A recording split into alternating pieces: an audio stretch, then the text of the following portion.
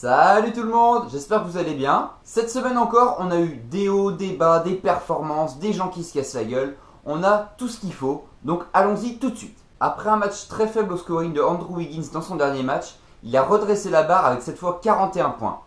Malheureusement, il tombe sur John Wall, 18 points, 18 passes qui offrent la victoire aux Wizards. Avec le retour de Kevin Love et Kyrie Irving, les Cavs n'ont pas trop de mal à battre les Nets avec un très bon LeBron James. Là, c'est quand même un match dont on va pouvoir en entendre parler pendant quelques semaines, j'imagine, avec une petite altercation en fin de match. Je vous remets un petit peu le décor là. Les Warriors gagnent de 14 points à 8 minutes de la fin contre Memphis, et à ce moment-là, plus d'électricité dans la salle, plus rien ne se passe du côté Warriors.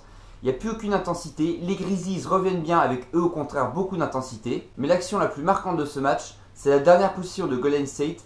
Alors que Stephen Curry est à 40 points dans le match, il a la balle dans les mains, Kevin Durant vient se présenter pour lui demander la balle et prendre lui le shoot de la gagne. Je trouve ça un petit peu surprenant sachant que Curry est chaud, autant lui laisser jouer, prendre un pick and roll ou prendre un shoot.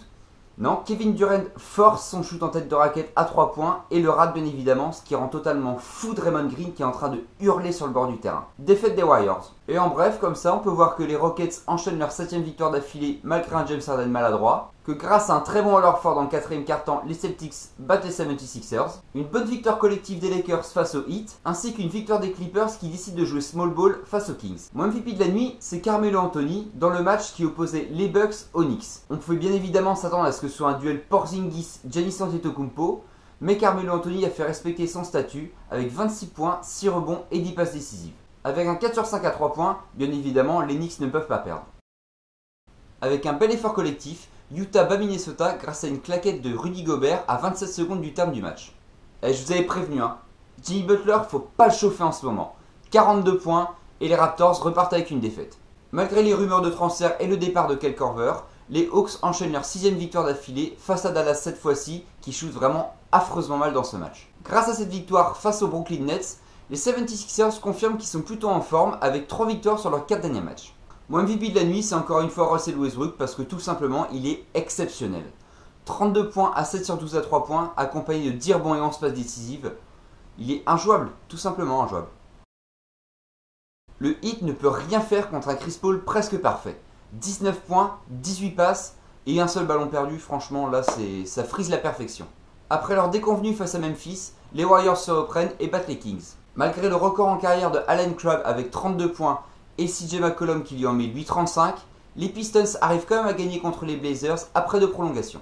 Dans un duel entre 2 des meilleures défenses de la ligue, on voit que les Grizzlies s'en sont sortis face à Utah en musclant notamment leur défense. Les Cavaliers auraient pu s'assurer une victoire facile face aux Phoenix Suns. Malheureusement pour eux, ils ont mis un petit peu de temps à se chauffer et ont dû forcer leur talent dans le 4ème quart pour l'emporter. Mon MVP de la nuit, c'est James Harden.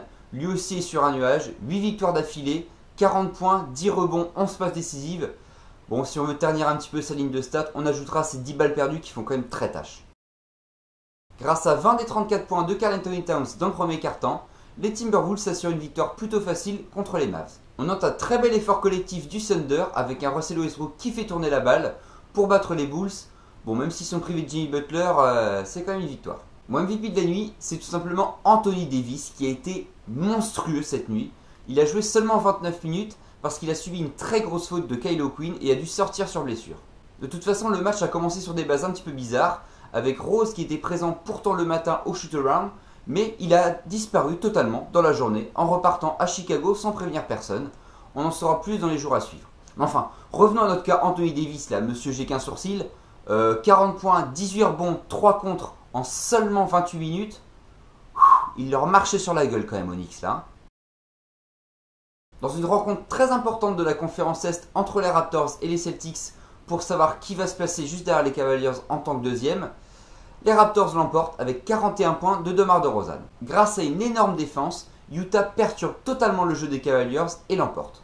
Les Spurs recevaient chez eux les Bucks et Giannis Antetokounmpo qui était malade. On peut donc s'attendre à un match plutôt facile.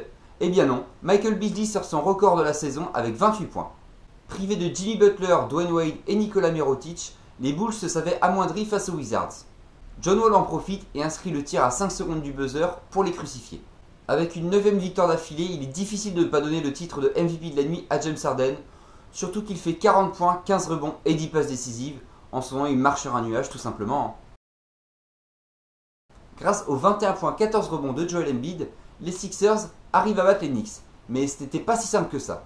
Ils étaient menés de 10 points à 2 minutes de la fin et ont dû donner corps et âme pour battre les Knicks avec un tir au buzzer de TJ McConnell en se retournant en petit flotteur. La série de victoires des Rockets a été stoppée par les Minnesota Timberwolves.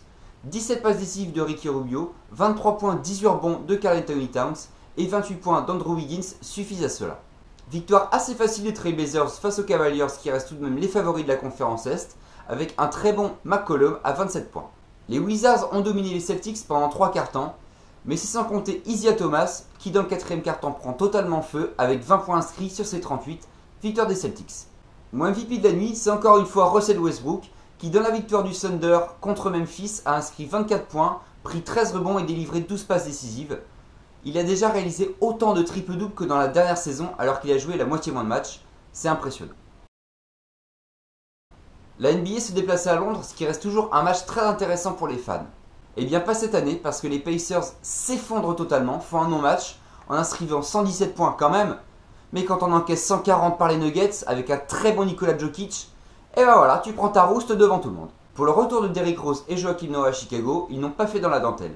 Les deux réalisent un très bon match, même si les Bulls jouent sans Butler et Mirotic, ça reste quand même une victoire de référence pour eux.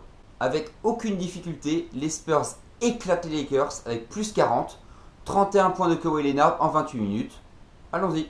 Devin Booker a tout fait pour que les Suns arrivent à battre les Mavericks. Malheureusement, malgré ses 28 points dans le dernier quart-temps sur ses 39 au total, il n'y arrive pas et victoire des Mavericks. On sait que les Warriors peuvent faire la différence en un seul quart-temps dans un match. Et bien les Pistons ne diront pas le contraire, avec le 3e quart-temps remporté 41-19 par les Warriors. Les Pistons ne peuvent que concéder la défaite. Mon MVP de la nuit, c'est Tyreke Evans. Dans la victoire des Pelicans face aux Brooklyn Nets, alors qu'on savait qu'Anthony Davis était blessé, on se disait que ça allait être très compliqué pour les Pelicans de gagner. Et bien non, Tyreke Evans sort 29 points, 4 rebonds et 4 interceptions à 10 sur 15 au shoot. Bravo à lui. Voilà, c'est fini. J'espère que ça vous a plu cette semaine encore. N'hésitez surtout pas à me laisser des commentaires, mettre des j'aime, vous abonner, partager. Faites tout ce que vous pouvez pour m'aider, ça me fait très plaisir. La semaine prochaine, je vais essayer de refaire une vidéo un petit peu comme les gangs, vous raconter une histoire, quelque chose comme ça. N'hésitez pas à me laisser vos commentaires pour me dire ce que vous en avez pensé et ce que je peux améliorer, j'en tiendrai compte. Et sur ce, j'espère que vous allez passer un très bon vendredi 13. Salut la compagnie!